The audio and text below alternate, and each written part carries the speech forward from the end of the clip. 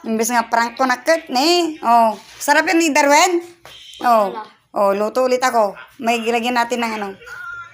At abay may isa ka ninyo na nga nagasang, hindi maanghang. Tingnan nyo nga. Patok pala yung ano ko, mas masarap yan. Parang shawarma yan. Parang shawarma. Naipang ko sila, hindi na andamutin kan-kanong. Oh. Kaya na ba yung isa kwan, Darwin? Gusto ba yung isa? Kaya na mo na kung. Ha? Kaya mo na. Gagawa tayo ulit, ang dami pa oh.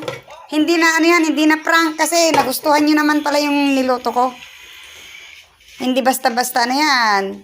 Ay, parang shawarma yan, Keng. Nagkitalain, parang may luya, may kamates, may sili.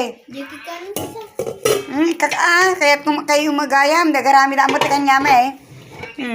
Sigay lang yan, mga antikas ta. Rama na mimut Nagustuhan nyo gayam. Kunak nung iprang ko. Ito ba? Rama na mamay. Naimas gayam.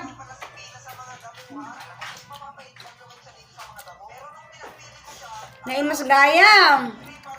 Nagimas.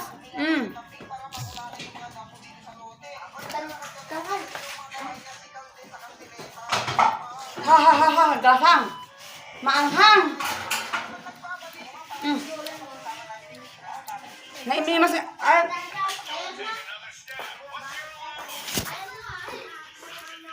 ay, ramanam, nagimas gayam. Yung mga anak to, namin naimas na nga. Gasang na kita ang nagimas. Nagiramid na gayam.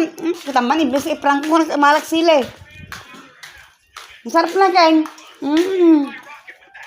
Wow, sarap. Garamit kami kasta. Sige, gawa tayo ulit. Sarap para yun. Yung kamuting kahoy with parang shawarma. Yan, masarap pala yan with shawarma. Lagyan mo ng yan, sili, luya, saka yung sibuyas, sili, kamates. Wow. Imbes na iprank ko may suda, wanan ni kinanda. Sarap. Gawa tayo ulit. Kuha ko ng sili. Bakit, baby, kung malungkot ka? Naman Nasa kita ulam, panatin ka, hanggang digdigusin. Hanggang digdigos pa ilang tam na kuha, madingag ko, sa kita kam. Kuha pa ko ng sili.